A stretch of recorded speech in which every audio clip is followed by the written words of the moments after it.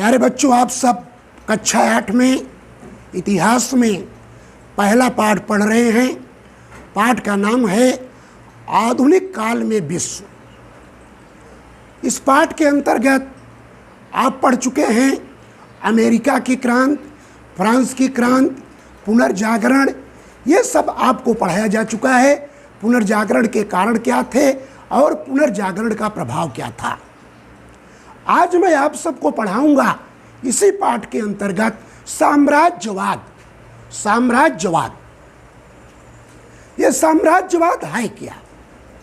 साम्राज्यवाद किसे कहते हैं? बच्चों, 15वीं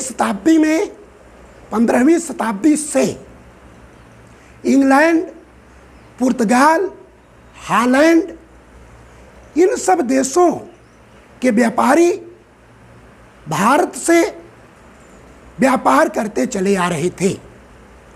व्यापार में कपड़ा था, मसाले थे, चीनी थी।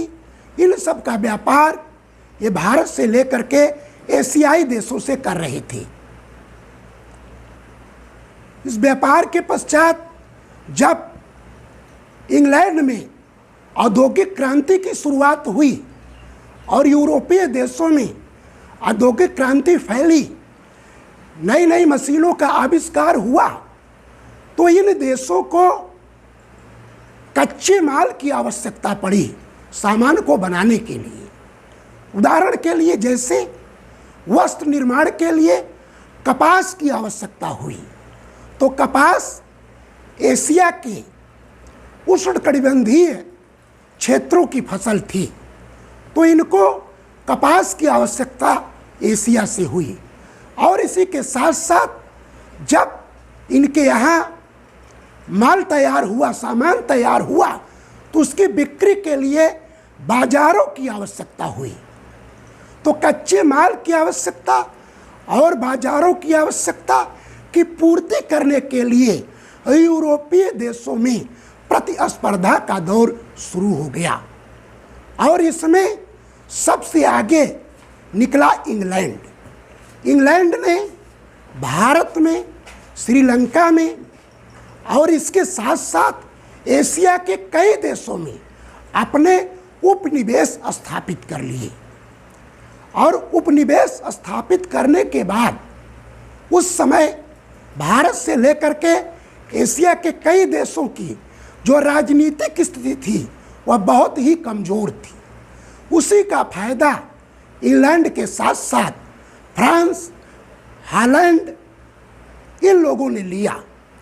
और उपनिवेश स्थापित करने के बाद इन लोगों ने यहाँ पर अपनी राजनीतिक सत्ता स्थापित कर ली। राजनीतिक सत्ता स्थापित करने के बाद इनका यहाँ पर एक तरह से साम्राज्य स्थापित हो गया। तो प्यारे बच्चों, इसी को नाम दिया गया साम्राज्यवाद। जब कोई देश दूसरे देश पर अपनी राजनीतिक सत्ता स्थापित कर ले तो उसी को साम्राज्यवाद कहा जाता है।